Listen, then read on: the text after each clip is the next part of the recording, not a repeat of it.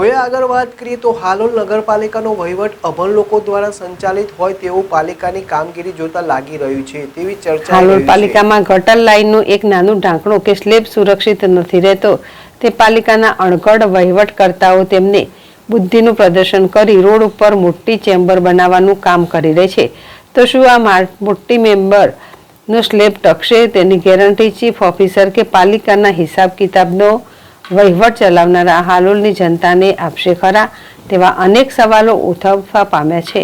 હાલોલ મધ્ય આવેલા તળાવમાં વિશ્વામિત્રીના પાણી ભરાવાના આશયથી ભૂતકાળમાં ટાવર રોડ પાસે જ વ્યવસ્થા કરવામાં આવી હતી તે વ્યવસ્થા માથે પડી છે।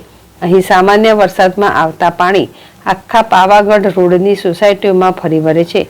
આ પાઇપલાઇન મહારાણા પ્રતાપ ચોક પાસે તૂટી જતા તેને મરામત કરવા માટે 1 મહિનાથી ખાડો ખોદી રાખવામાં આવ્યો છે।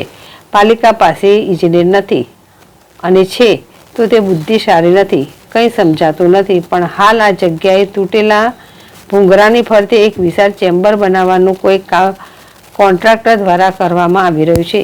નગરમાં સામાન્ય ચેમ્બરના ઢાંકણાઓ રિક્ષાઓની અવરજવરમાં તૂટી જાય છે તો પછી આ આટલી મોટી ચેમ્બર શું ખુલ્લી રાખવાનું આયોજન હશે અને ઢાંકણું લગાવવા સ્લેબ ભરવાનો હશે તો કેટલો ટકશે?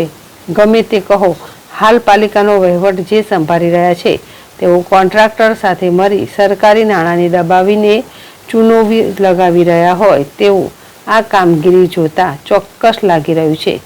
ચીફ ઓફિસર ક્લાસ 1 છે તેવું સાંભળ્યું છે, પરંતુ જે રીતે તે હજૂરી કરી રહ્યા છે તે જોતા તેઓના આ ક્લાસ ઉપર પણ શંકાઓ ઉપજી રહી છે।